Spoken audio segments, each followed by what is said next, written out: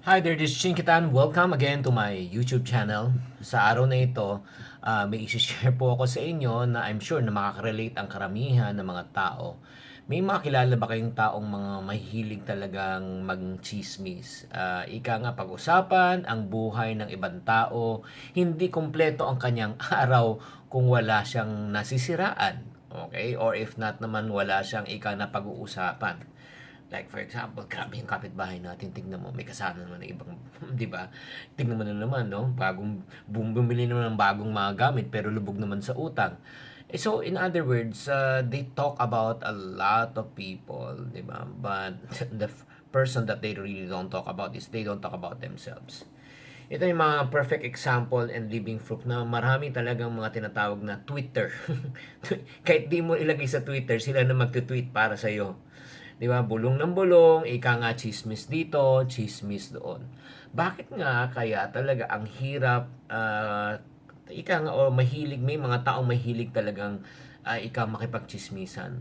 Anong meron dito na talagang mukhang sakit na yata to eh, di karamdaman na ba? So I do believe I'll give you some of my personal opinion why I feel na may mga iba mahilig talaga magkwento ng ibang tao, no? Or let's say pag-usapan buhay ng tao. Number one is to make them feel superior. When you say feel superior, ito yung mga nakikita nating mga mali sa sarili natin pero ayaw nating aminin.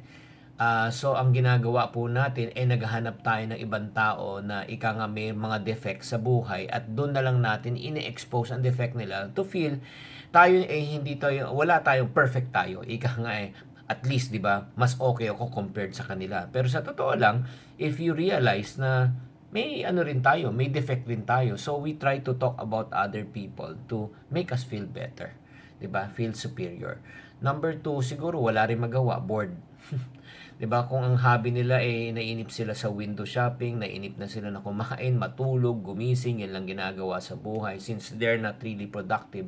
So what they do is they try to find yun nga more interesting topics to discuss and sometimes yun nga nagiging buhay ng ibang tao. Number three reason also, admit it or not, na sometimes we're guilty yung feeling of envious, 'di ba, na inggit tayo. 'Di ba, na-promote ng ating kaopisina, 'di ba, na feeling mo na mas deserving ka, or if not naman eh, may sarili na siyang bahay tapos ikaw wala pa, or meron siyang bagong ika nga ay mga gamit pero ikaw luma pa rin ang gamit na ano mo, parang feeling mo naaawa ka sarili mo, nainggit ka. And another one is also the reason why we also talk about others and we want to pull others yung pababa, yung the feeling of what acceptance, yung we need to be accepted eh. So parang feeling natin pag hindi tayo accepted sa isang organization, sa isang group, parang na-eche puwera tayo. Ba't di ako sinasama? So minsan nagkakaroon din tayo ng feeling of ano, na gusto natin talagang ika nga eh manira ng ibang tao para matangkap tayo. And last but not the least is whether you like it or not, KSP. Yun, kulang ba sa attention? May mga tao talaga gusto talaga ng attention, gusto talaga sila parati ang napapansin, na pag-uusapan, silang maganda, silang sikat. And in other words, these are the following reasons, no? Why some people or mismo tayo minsan ay mahilig tayong mang chismis o ika nga may mga ibang tao. Yan ang pinag-uusapan. So, let me ask you this question. It's a personal question. Ikaw ba, okay, let's be honest, do you have a tendency also to talk about other people? Kung may nafe-feel kang, may nakikita kang may umaahon sa'yo, parang feeling mo talagang na-insecure ka, feeling mo you're more deserving. Or if not, ikaw ba ay na-chismis na? 'Di ba? Na anong pakiramdam ng isang taong nachichismis na parang selfless, ay helpless ka na hindi mo talaga kayang pagtangguluan ang sarili mo. At the same time, hindi mo kayang i-explain sa lahat ng tao, 'di ba? Kung yun nga, hindi totoo yung pinag-uusapan.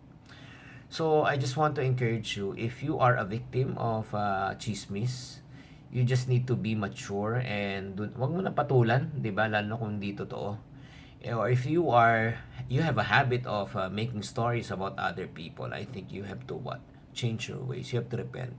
Tatandaan nyo mga kapatid, what you sow is what you reap. Kung anong tinanim mo, yan din ay babalik. Kung ayaw mong gawin sa ibang tao na pag-usapan ka, wag din natin gawin sa iba.